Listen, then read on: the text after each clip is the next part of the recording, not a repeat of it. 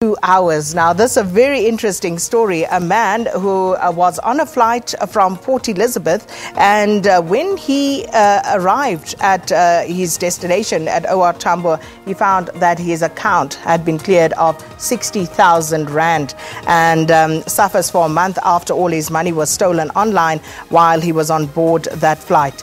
And so that's their lead story. And also sundowns out of Africa, and early elections on the cards for Tshwane, and we'll be engaging Professor Fowler on that very question. And also there a picture of Theresa May, British Prime Minister, and our President Cyril Ramaphosa. British PM promises new investments, and that's the front page of the Sowetan. Let's move on now, and next is the Star. Fake food crackdown. Now, raids reveal risky expired products, and this story is really growing all sorts of tentacles all over the show. Dikwankwenta in the Northern Cape, they have actually as a community now gone out and confiscated stuff from spaza shops and actually set it alight. But it does beg the question, where are the health and safety inspectors? Why are they not doing their jobs to make sure that all is as it should be in these establishments? Fake goods seemingly proliferating there, and it's usually very difficult to distinguish between what's real and what's fake. So that story, of course, the front page story for the Star. And also Parktown on pupils giving testimony on choking, and another very worrying phenomenon, one that we saw years ago, seemingly making a comeback. That's the Star this morning. Let's take a look at the Citizen, and on the front page there, Fakey Mentor, she says, I fear for my safety.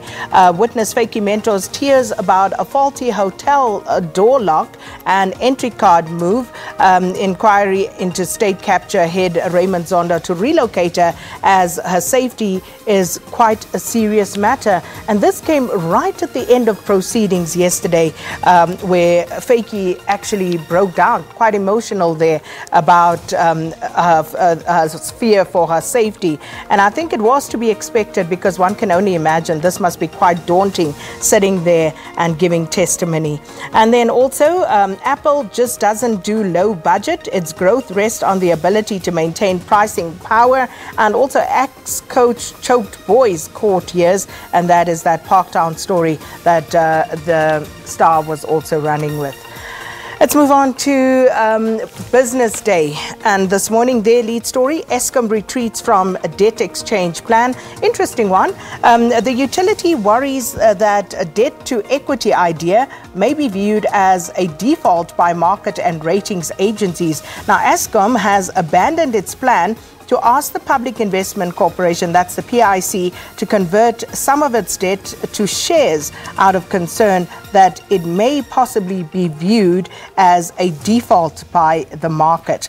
And also a limit put on what MPs can ask a USTA. We had that story in our stories of the day. Now, it appears that USTA, that is, his abrupt departure was prompted by the disclosure of accounting irregularities, and the questions he will face from members of parliament have been strictly circumscribed. However, in terms of an agreement reached between USTA, acting secretary to parliament, and finance committee chairperson, there will of course be certain questions that will be put to him, and they will regulate that. So that's what is making headlines in the newspapers this morning. And of course we are going to now go to ASWI to find out what's okay. Before we go to ASWI, we're going to take an ad break.